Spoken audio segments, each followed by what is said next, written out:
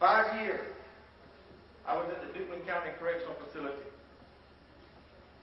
I want to try to shorten this. Sheikh Yusuf doesn't know this, but he's very instrumental in my being where I am today.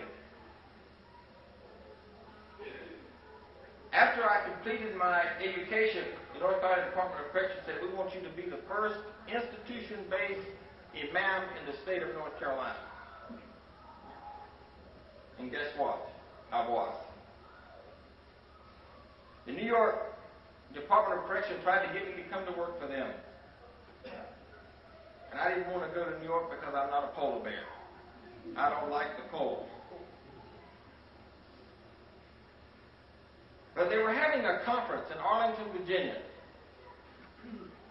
They were Springfield, thank you, brother. And they wanted me to go to this conference. And I said, listen, I've been working for 5 years as an imam for less than $27,000 a year. I got 4 children and a wife. I can't go. Sheikh Yusuf said, brother, if you can get here, I'll find you a place to stay. That was not a first for Sheikh Yusuf. Taking people in is the way he became a Muslim. Sheikh Yusuf was a Christian musician and minister. We had a lot in common, except he became a Muslim in 88, I became a Muslim in 87, and I think he's just a few years older than me. That's supposed to be funny. He was a very typical American. He'd been married a few times and divorced at least once. Right, brother? Tell him. Go ahead. A man like I, who had been from rags to riches monetarily, we had enjoyed the company of kings and paupers alike. But something was missing in our lives. Do you know how hard it is for a 50-year-old man to change? I'm 46 and I know how hard it is. Wait till you get to 60. You see, Sheikh Yusuf was working with his father, who was also an ordained minister, in a witnessing center that was disguised as a consignment shop. They called it a consignment shop. What do you know about that? I do my homework, brother. You told me to do that. So they had this consignment shop, and Sheikh Yusuf's father said, Jim, I want you to meet this Egyptian man.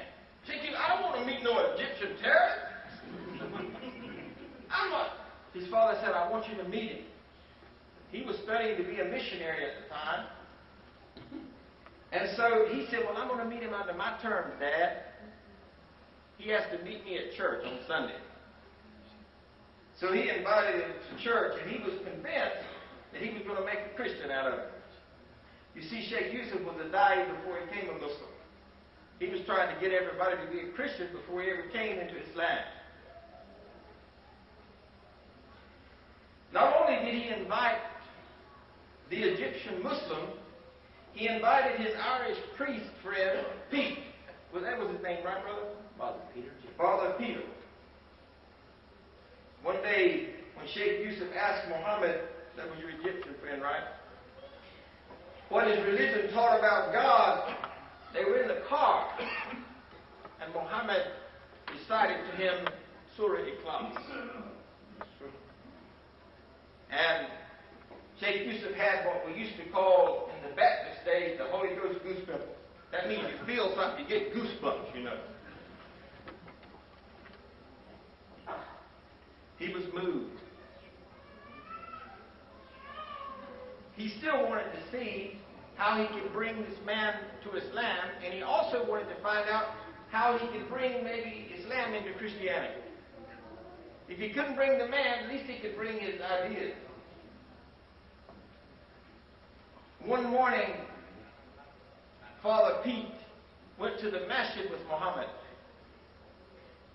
The next day he went to the masjid and he came back and he walked in with a jalabiyah on, saying, Ashhadu an la ilaha illallah wa ashhadu anna Muhammadan Rasulullah. I declare that there is no God but Allah and His messenger is Muhammad. Sheikh Yusuf became angry Because he wanted to embrace Islam first. Here the Catholic priest had embraced Islam. He wanted to be first. He couldn't sleep that night. The next morning, he went out behind the barn. I bet when he grew up, he went behind the barn. It was for something else besides prayer. He didn't hear that. But he went behind the barn, and he got on a piece of plywood, and he put his head on the ground, and he called on Allah.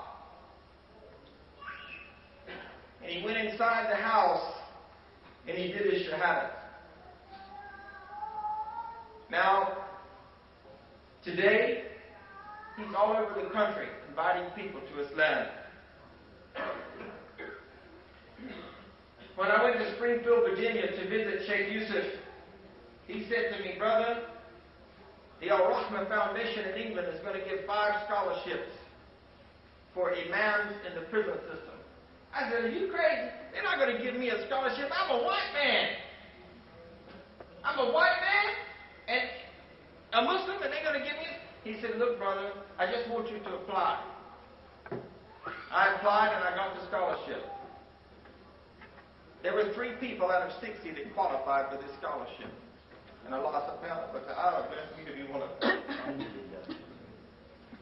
So I commuted from North Carolina to Virginia every week, and then from Florida to Virginia until I got my master's in Islamic social science. I am now one of 10 imams employed by the United States Department of Justice, Federal Bureau of Prisons, and I do dawah work every time I get an invitation, if I don't already have an invitation. Without further ado,